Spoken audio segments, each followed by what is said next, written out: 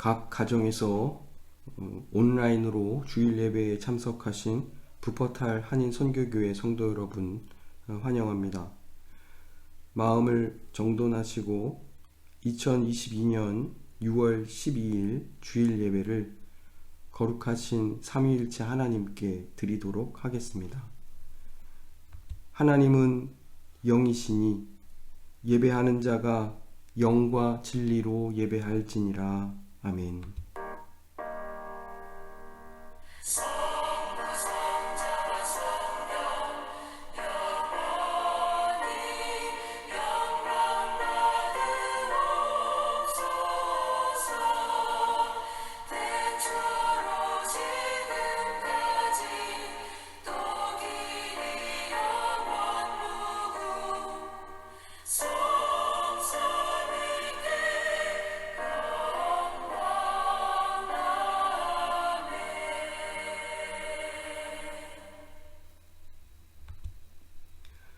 거룩하신 삼위일체 하나님, 오늘도 우리를 예배의 자리로 불러주시고 또 만물의 창조주요 또 우리의 구원자이신 삼위 하나님을 찬양하고 경배하게 하시니 감사합니다.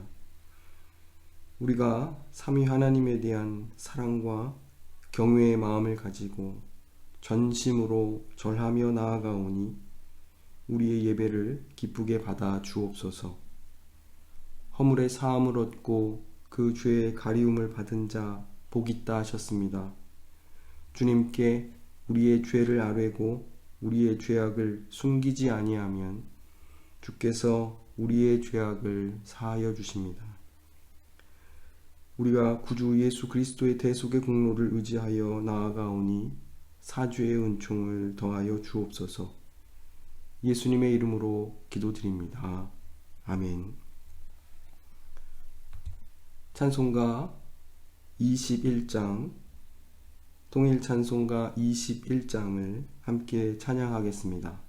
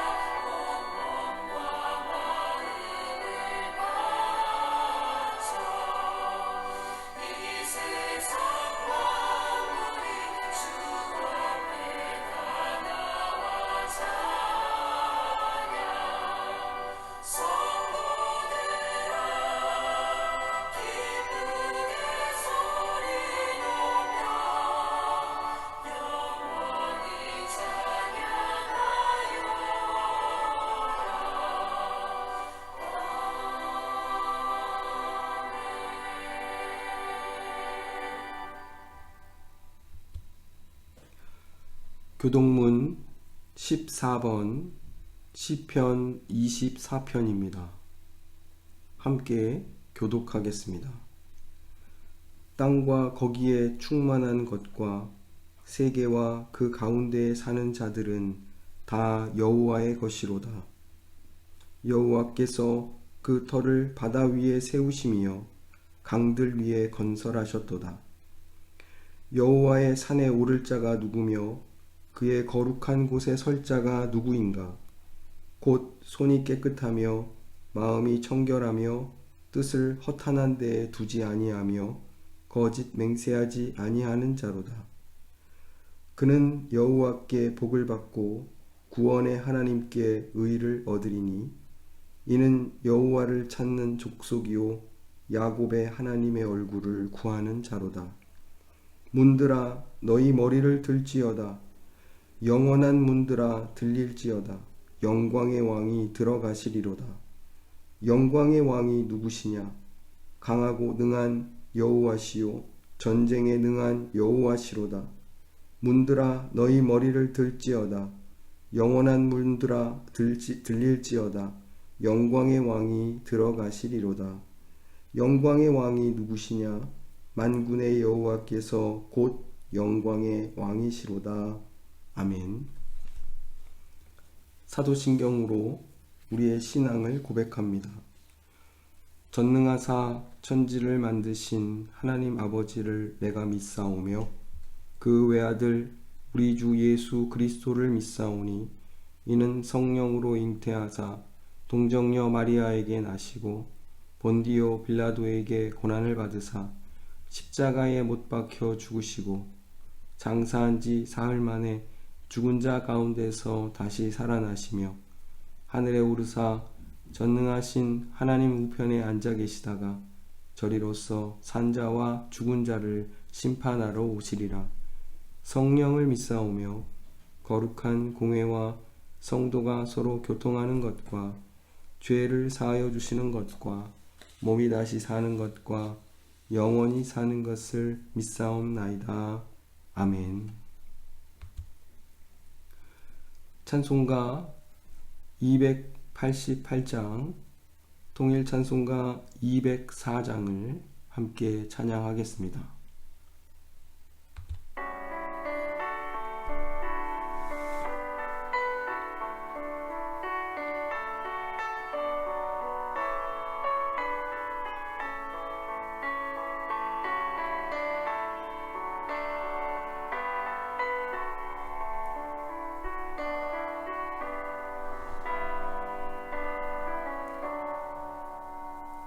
예수를 나의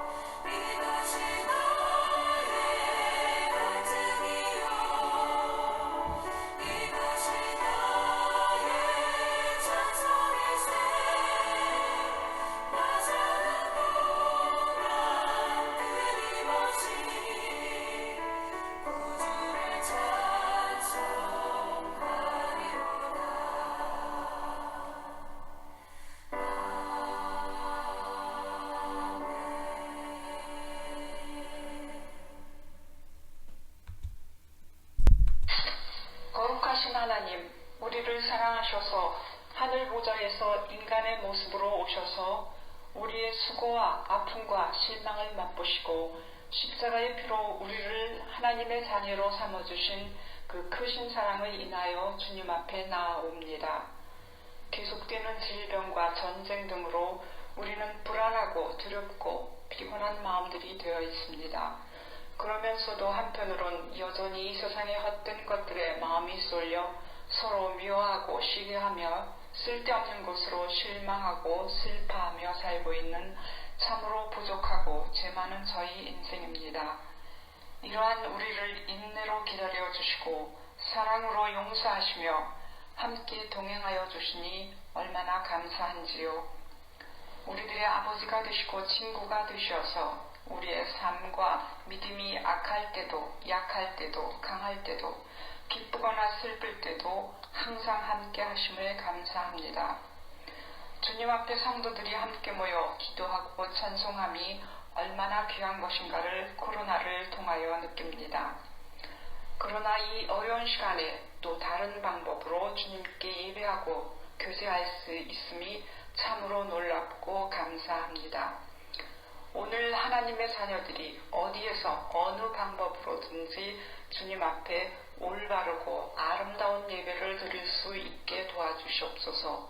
말씀을 전하시는 주님의 종을 지켜주시고 인도하여 주셔서 모든 것을 주님께 맡기고 사랑과 은혜와 지혜로 교회와 성도를 이끌게 하시며 육의 건강함도 지켜주시기를 기도합니다.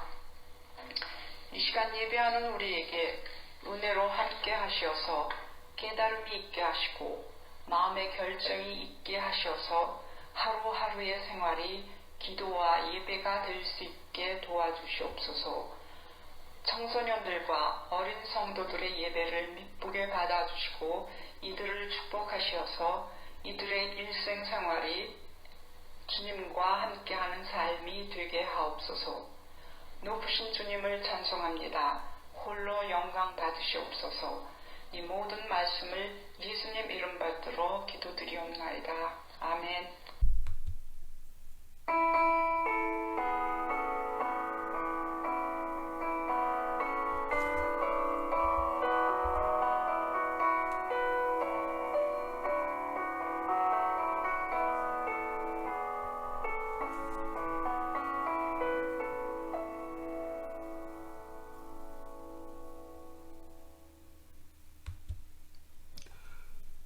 봉헌찬송 211장, 통일찬송가 346장을 찬양하며 봉헌하겠습니다.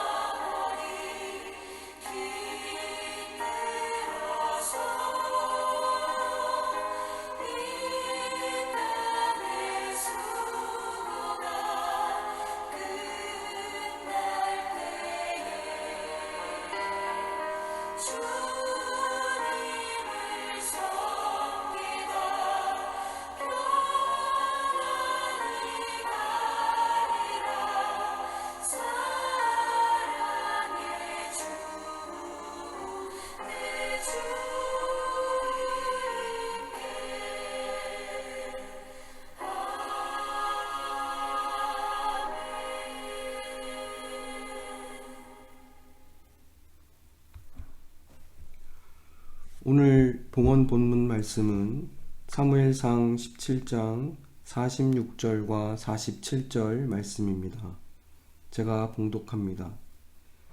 오늘 여호와께서 너를 내 손에 넘기시리니 내가 너를 쳐서 내 목을 베고 블레셋 군대의 시체를 오늘 공중의 새와 땅의 들짐승에게 주어 온 땅으로 이스라엘의 하나님이 계신 줄 알게 하겠고 또 여호와의 구원하심이 칼과 창에 있지 아니함을 이 무리에게 알게 하리라. 전쟁은 여호와께 속한 것인즉 그가 너희를 우리 손에 넘기시리라. 아멘.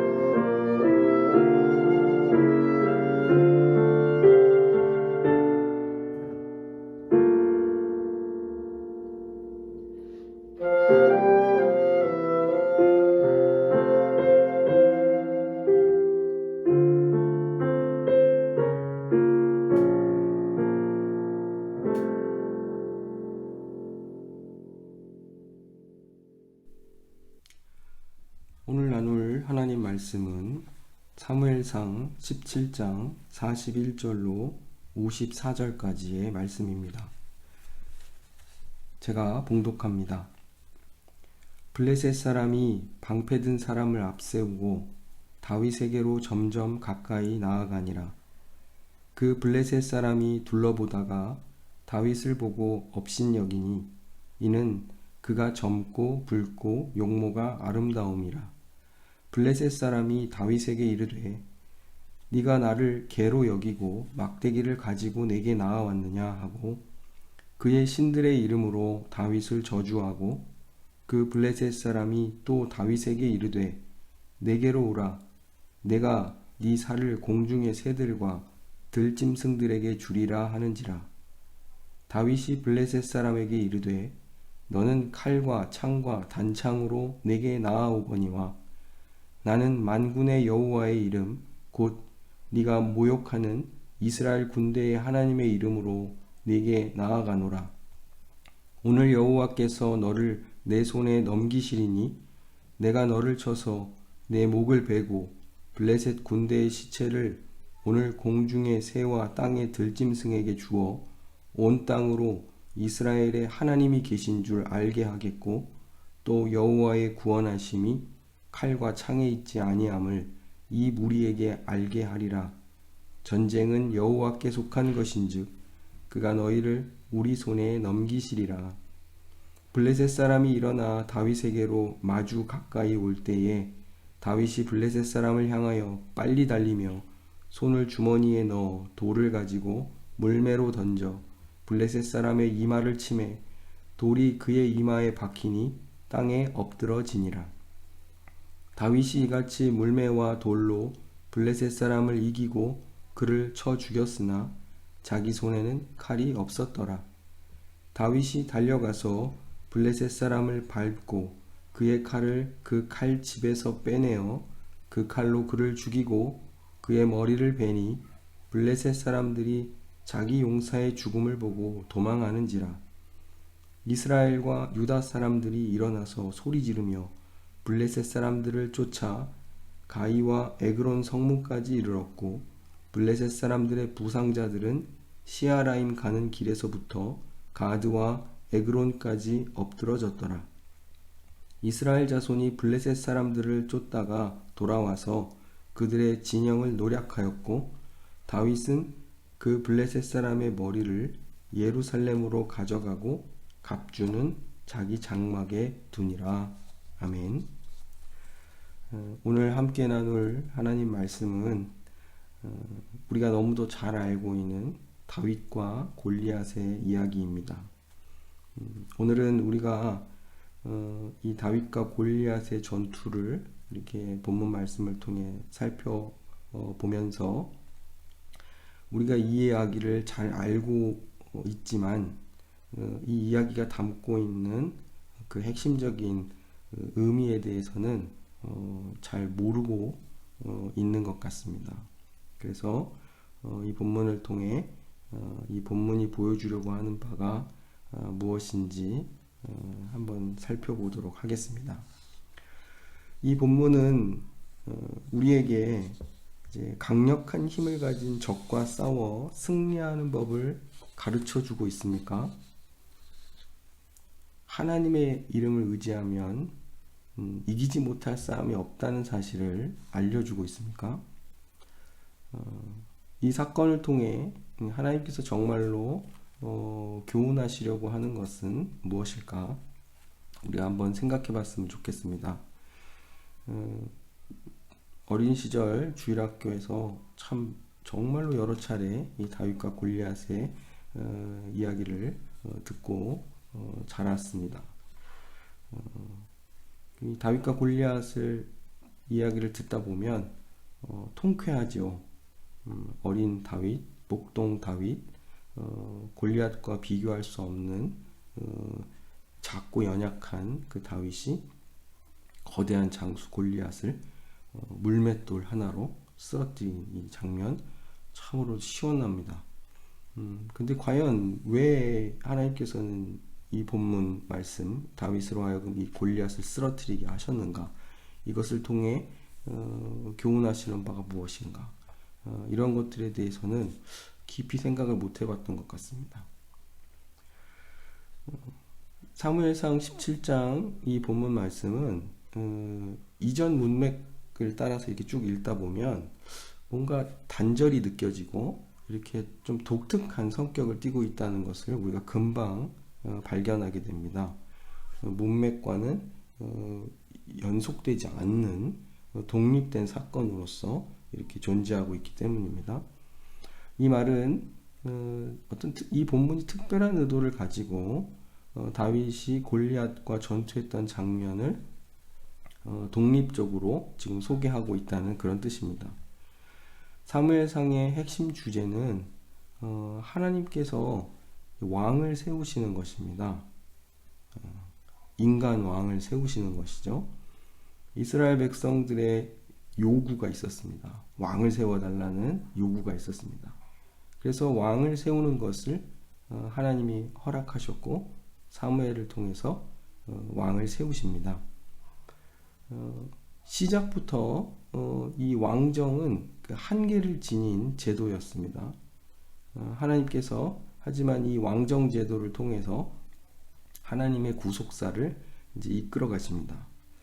우리가 오늘 함께 읽은 본문을 통해 주목할 것은 단순히 어린 목동 다윗의 용기나 혹은 뭐 다윗이 참 어려서부터 역시 남달랐다거나 다윗에게는 정말 어려서부터의 특별한 점이 있었다거나 하는 그런 것이 아닙니다. 우리가 주목할 것은 하나님께서 이스라엘의 왕에게 요구하시는 그 왕에게 요구되는 자태와 사명, 이것은 앞선 이야기들 속에 나타난 사울 왕과는 극명하게 대비되는 다윗에게서 발견되는 그 왕의 모습과 왕이 가지는 사명, 즉 이스라엘의 왕에게 요구되는 그 왕직의 특징, 이것들을 살피는 것이 본문의 핵심을 파악하는 길이라 이렇게 생각이 됩니다. 예전 여름성경학교 제가 다니던 어린 시절에 이제 앞에서 설교하시던 그 성경학교 강사 목사님께서 이렇게 다윗 모양의 이런 그 뭐죠? 인형 같은 걸 만들어 가지고 나오셔서 물맷돌을 탁 던지시는 연기를 하시는 거예요. 그러면 그 물맷돌 하나가 탁 날아가서 우리의 욕심 탁 부서뜨리고 우리의 거짓말 이런 죄들을 막 부서뜨리는 거예요. 그래서 목사님이 다윗 인형을 통해서 물맷돌을 던질 때마다 막 환호성을 질렀던 그런 기억이 있습니다. 물론 그것을 통해서 어떤 죄와 싸우고 이기는 그런 그리스도인의 어떤 정체성을 가르쳐 주시는 그런 귀한 효과가 있었지만 사실은 그것보다도 더 본문 중심적인 그 이해가 필요했지 않았는가, 이런 아쉬움들이 이렇게 자라면서 저에게는 있었습니다. 그래서 한번 오늘 본문을 통해서 이 본문이 보여주고 있는 바, 뭐 대단히 깊은 내용은 아니더라도 하지만 우리가 간과했던 내용들을 다시 한번 살펴보기를 원합니다. 이스라엘의 왕은 여호와 하나님이시죠.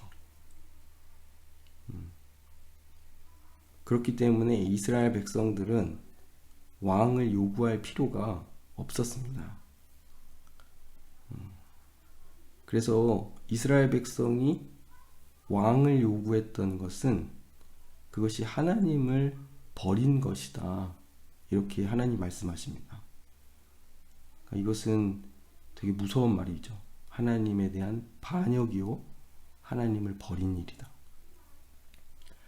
그런데 하나님은 이러한 이스라엘 백성의 반역과 어리석음에도 불구하고 인간 왕을 세우고 그 왕의 제도를 갖추는 것을 허락하십니다. 물론 그 왕의 제도가 가져올 엄청난 그 고통과 괴로움이 무엇인지를 아주 상세히 설명하십니다. 왕이 너희의 아비와 자식들과 부인들을 다 동원하여서 그들을 고통 가운데 두고 왕이 자기를 위하여 그들을 부리며 억압할 것이다. 이런 경고들을 하십니다. 하지만 아랑곳하지 않고 왕을 세워달라 요구하죠. 그런데 하나님께서 그들의 요구를 들어 세우시고자 했던 그 왕의 정체성은 하나님의 통치의 대리자였습니다. 그래, 너희들 원대로 왕을 세우나, 하지만 내가 세우는 왕은, 진정한 왕은 하나님의 통치를 대리하고 하나님의 통치를 바르게 실현할 그런 왕이다. 이렇게 말씀하시는 겁니다. 그런데 이스라엘은 그냥 어떤 왕을 원했냐면 다른 나라들과 같은 왕을 요구한 것이죠. 왜 그랬냐면 그 왕들이 자기들을 지켜주고 자기들의 어떤 생존과 명예를 지켜줄 거라 이렇게 생각했다는 것이죠. 여호와 하나님이 계셨음에도 불구하고 그랬다는 것입니다. 우리들에게도 여전히 그러한 이중적인 모습들이 신앙 속에 숨겨져 있을 때가 많습니다. 이스라엘 백성들이 왕을 요구한 것은 그들의 왕이신 하나님을 버린 것을 뜻했다 말씀드렸습니다. 사무엘상 8장 7절에 기록합니다. 하지만 하나님은 백성들의 이 반역적인 요구에도 불구하고 그들의 요구를 들어주셔서 왕을 세우십니다. 오늘 본문이 다윗을 통해 보여주려는 중요한 점은 사울 왕과의 차이점입니다. 다윗이 여호와 하나님의 통치를 대리하는 왕의 면모를 보여주는데 바로 그것은 다윗이 철저히 여호와 하나님만을 의지하며 그 하나님의 편에 서서 충성을 다하고 있다는 사실입니다. 이렇게만 말하면 너무나 당연한 사실이라 아무런 차이를 느낄 수가 없습니다. 그런데 사무엘상 16장에 나타난 사울 왕과 비교하면 다윗의 다른 면모를 확연히 우리가 알 수 있습니다. 사울 왕과 이스라엘 군대는 블레셋이 쳐들어왔을 때 블레셋 군대의 엄청난 그 숫자와 군사력에 압도되었습니다. 그래서 이스라엘 사람들은 굴과 수풀과 바위 틈과 은밀한 곳과 웅덩이 숨을 수 있는 곳에서는 다 숨고 또 두려워서 요단강 건너 동편 지역으로까지 도망을 갔다. 이렇게 13장 6절과 7절이 기록하고 있습니다. 모두가 두려움에 떤 것이죠. 왕도 백성들도. 사울 왕은 사무엘 선지자와 약속한 것이 있어서 사무엘 선지자가 올 때까지 기다려야 했습니다. 그런데 블레셋의 큰 군대가 두려운 나머지 이 사무엘 선지자 제사장을 기다리지 못하고 자기가 하나님께 번제를 드립니다. 하나님께 그냥 번제를 자기가 드린 것이에요. 하나님께 번제를 드린 것이 무슨 문제일까요? 제사장이 아니라 왕이 드려서 문제일까요? 그보다 더 근원적인 문제가 사울왕에게 자리 잡고 있었습니다. 그것은 그가 스스로 자신이 하나님의 통치의 대리자라고 생각하지 못하고 있고 그리고 하나님을 의지하지 않고 있다는 사실입니다. 다윗이 오늘 본문에서 얘기한 것처럼 전쟁이 하나님께 속했다 이렇게 고백한 것과 반대로 이러한 생각을 하지 못하고 있다는 것이죠. 오히려 이것이 하나님의 전쟁이라 이렇게 생각하지 않고 자기 전쟁에 하나님을 이용하고 동원하려고 하고 있다는 사실입니다. 그래서 번제를 서둘러 드린 것이죠. 번제가 마치 부적과 같이 마치 그것이 승리를 자동적으로 보장해 줄 거라 이렇게 생각했다는 것입니다. 이것은 가나안의 우상 숭배자들과 똑같은 모습입니다. 우리가 신앙생활할 때도 아무 생각 없이 아무 때나 하나님의 이름을 들먹이고 예배를 많이 드리면 그게 신앙 좋은 것이라 생각하는 경향들이 있습니다. 그런데 그게 자칫 자의적 숭배가 되는 경우가 많습니다. 참 설명하기 쉽지 않은데 철저히 하나님 중심적이고 그분의 뜻에 우리를 맞추어가는 삶. 제가 가끔 이렇게 수요 기도 때마다 기도를 하는데 하나님의 말씀과 그 뜻에 우리의 전 존재와 우리의 삶을 맞추어가는 기도를 드리게 해주십시오라고 기도를 합니다. 이것의 의미가 바로 이런 내용입니다. 내중심적으로 살며 하나님을 동원하려고 하는가, 아니면 하나님 중심적으로 살며 어떠한 상황, 유불리를 떠나서 어려움과 장애물 이런 것들을 다 떠나서 하나님의 뜻을 이루고 그의 뜻에 순종하는 그러한 선택들을 하는가, 이것을 말하는 것입니다. 다윗은 골리앗과의 전쟁에서 사울과는 전혀 다른 모습을 보여줍니다. 그는 가장 먼저 하나님의 이름이 모욕당하는 것에 분노합니다. 그리고 다윗은 골리앗이 모욕하는 이스라엘 군대의 하나님의 이름으로 전쟁에 나아갑니다. 다윗은 골리앗과 같이 무장을 하고 전쟁에 나가지 않았고 여호와 하나님의 이름을 무기로 삼고 골리앗과 싸우러 나갑니다. 참 그냥 세상의 시선으로 보았을 때는 이처럼 무모한 일이 있을까 싶을 정도입니다. 하지만 하나님께서 세우시는 왕에게 요구되는 그런 자태와 어떤 면모가 이러한 것이다, 이렇게 보여주고 있는 것입니다. 이 무모한 듯 보이는 다윗은 골리앗을 향해 당당하게 선언합니다. 오늘 봉헌 말씀입니다.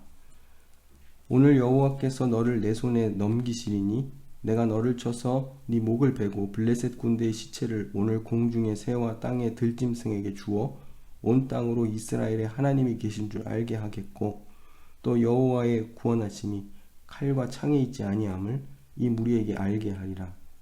전쟁은 여호와께 속한 것인즉 그가 너희를 우리 손에 넘기시리라. 왕을 세워달라고 요구하는 죄를 범한 이스라엘 백성들에게 사무엘은 이렇게 말합니다. 하나님께서 이스라엘 백성들이 잘해서 순종해서 그들의 하나님 되어주신 것이 아니다, 이렇게 말합니다. 그들은 불순종과 우상숭배를 저지르고 이젠 노골적으로 하나님께 반역해서 인간 왕을 세워달라고까지 했지만 하나님은 그들을 자기 백성으로 삼으신 것을 기뻐하셨으므로 여호와께서는 그의 크신 이름을 위해서라도 자기 백성을 버리지 아니하실 것이라 말합니다. 사무엘상 12장 22절의 말씀입니다. 하나님이 이스라엘 백성을 그의 백성으로 삼으시고 지키시는 것은 정말로 부모가 자녀를 사랑하는 그 사랑과 같은 것입니다. 잘하고 못하고 해서 자녀 삼는 것이 아니라 자녀이기 때문에 돌보시고 지키신다, 이런 것입니다. 이스라엘이 하나님의 백성이 된 것은 그냥 하나님께서 그들을 그의 백성으로 삼으신 것을 기뻐하신 이유 때문입니다.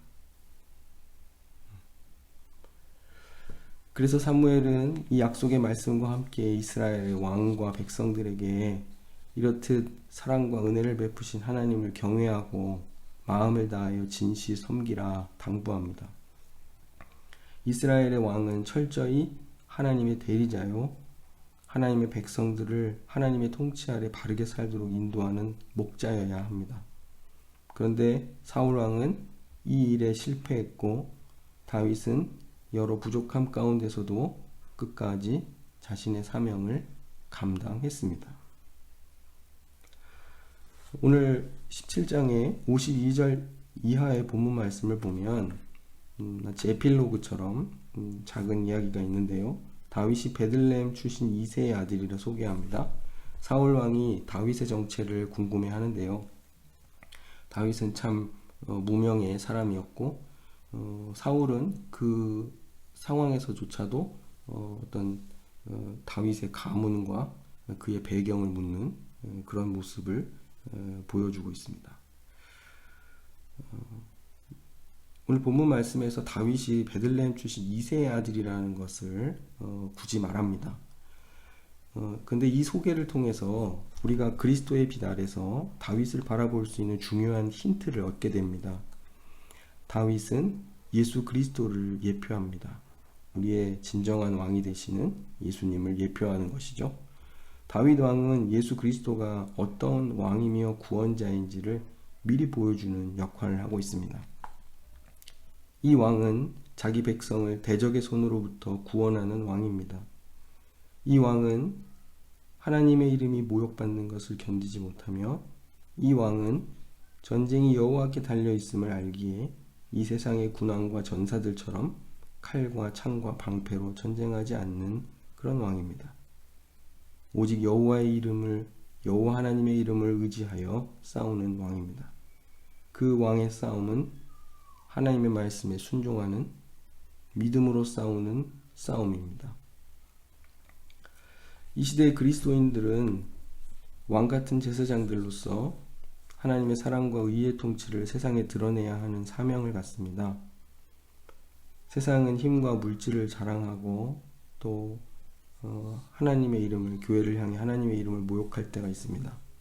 우리의 싸움은 혈과 육의 싸움이 아닌데 세상은 우리를 그들의 싸움에 끌어들여 혈과 육의 싸움에 진창해서 함께 허우적거리도록 끊임없이 유혹합니다. 예수님께서 성령에 이끌리셔서 광야에 나아가셔서 40일간 금식하시고 그리고 마귀의 시험을 받으셨습니다.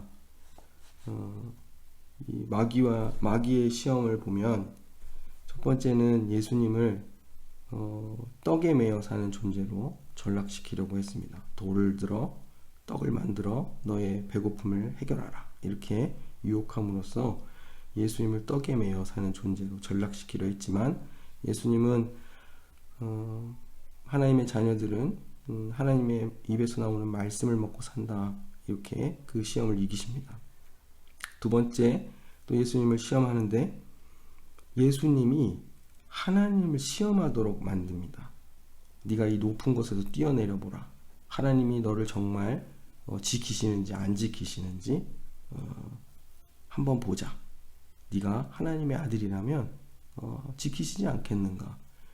그런데 이러한 태도가 마귀가 우리를 시험하는, 우리에게 불신을 조장하는, 그리고 하나님과의 관계에서 그릇된 태도를 보이게 하는 바로 그 그릇된 태도를 갖게 하는 시험의 내용입니다. 하나님을 시험하도록 하는 것이죠. 하나님을 시험한다는 것은 자기중심적 태도를 가지고 하나님이 나에게 어떻게 하시는가, 그것으로서 자신과 하나님의 관계를 가늠하려고 하는 태도들인 것이죠. 이것이 불신의 모습입니다. 하나님의 사랑을 의심하고 혹은 하나님을 이용하려고 들고 하나님을 떠보려고 하는 그런 태도들을 다 가리키는 것일 겁니다. 그리고 마지막으로는 마귀는 세상 모든 것이 부귀영화가 자기의 것이냐 주겠다 약속하며 결과적으로 궁극적으로는 유일한 경배에 대해서 우리가 예배해야 할 유일한 분, 우리가 경배하고 무릎 꿇고 절해야 할 유일한 하나님을 빼앗으려고 하는 것이죠. 이 세상 것을 주고 하나님을 빼앗으려고 한다, 이것입니다. 사울 왕에게 있어서의 한계가 그런 것입니다. 자기가 하나님에 의해서 세워진 왕, 그리고 하나님의 목적과 뜻에 의해서 그 왕위를 행사하고 그 일들을 사명들을 감당해야 하는데 어느 순간 순식간에 그 왕좌가 자기의 것이 되고 그리고 자기의 힘으로 그것을 지키려 하다 보니까 불리하고 또 궁지에 몰리면 온갖 수단 방법을 가리지 않고 그것들을 스스로 해결하려고 했던 태도가 자기 스스로 번제를 드려버린 것입니다. 전혀 하나님 중심적이지 않은 모습인 것이죠. 전쟁이 하나님께 속한 것이며 하나님께서 그의 백성들을 지키고 인도하신다. 하나님이 자기의 이름의 그 명예를 스스로 지켜내시는 분이시다. 이러한 사실들을 알면 선지자를 통해 명령하신 대로 순종하고 따르면 되는 것입니다.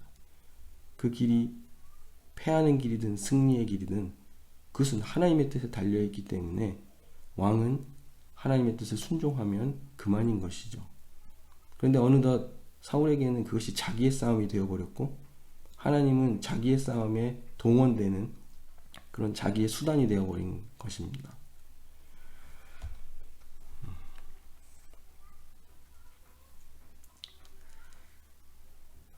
골리앗으로 대표되는 가나안의 가장 강력한 나라 블레셋은 당대의 정치 군사력과 재력과 종교 문화적인 힘을 표상합니다. 이 블레셋과 싸울 때 이스라엘 왕에게 요구되는 것은 하나님만을 전적으로 의지하고 순종하는 것입니다. 우리의 싸움은 이 세상의 혈과 육의 싸움이 아닙니다.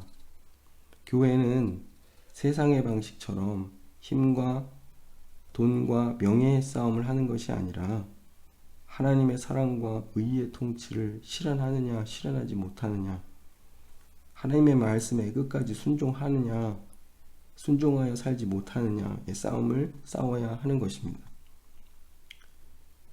우리가 여전히 우리를 위해 하나님을 동원하고 이용하려는 우상 숭배적 태도를 가지고 있는지 우리 스스로를 돌아보아야 합니다. 이러한 우상 숭배적 태도들을 버리고 철저히 하나님을 의지하고 순종하는 그 자리로 우리가 나아가기를 원합니다. 전쟁은 하나님께 속한 것입니다. 하나님의 뜻에 순종하고 우리는 그분의 말씀에 순종하기만 하면 되는 것입니다. 우리가 하나님을 어떻게 대하고 그분을 어떻게 예배하고 있는지 오늘 본문을 통해서 우리 스스로 돌아보는 그런 시간이 되기를 원합니다. 기도하겠습니다. 사랑의 하나님, 저희들의 연약한 모습들을 긍휼히 여겨주시고 특별히 우리가 하나님을 전적으로 신뢰하고 하나님의 뜻만을 구하고 의지하며 하나님의 말씀에 순종하는 삶을 살기를 원합니다. 우리 모두를 이 세상을 향하여 왕같은 제사장들로 세우셔서 우리 미약한 우리들이지만 하나님의 뜻을 드러내시고 하나님의 사랑과 의의 통치를 우리를 통해 나타내십니다. 주님, 하나님의 그 뜻을 잘 받들어 그러한 왕과 제사장의 사명들을, 선지자적 사명들을 잘 감당해가는 교회가 되도록 인도하여 주시옵소서. 우리가 어떤 상황에서든지 우리의 모든 것들을 하나님께 맡기고 의지할 때에 우리를 기뻐하시고 우리를 사랑하시는 그 하나님께서 선한 길로, 거룩한 길로 인도해 주실 것을 믿습니다. 예수님의 이름으로 기도드립니다. 아멘. 찬송가 459장, 동일 찬송가 514장을 함께 찬양하겠습니다.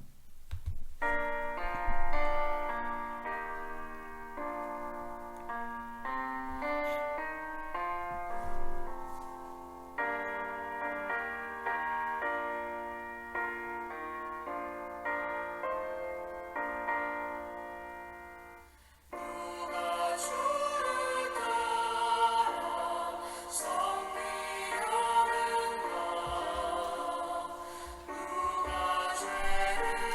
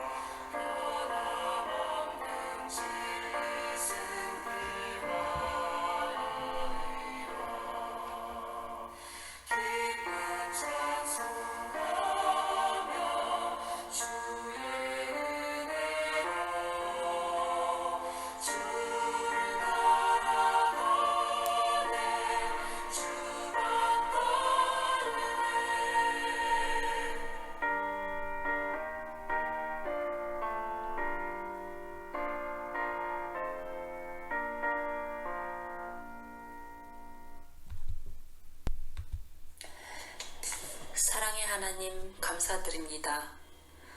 지금 우리가 있음에 감사드립니다.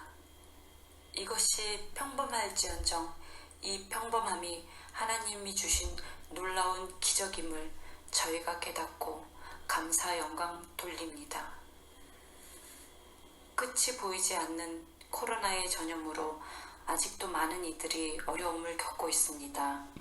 주님, 이 코로나 전염병이 완전히 없어지길 간절히 기도합니다. 여전히 일어나는 우크라이나 전쟁 또한 하루빨리 종전되길 기도합니다.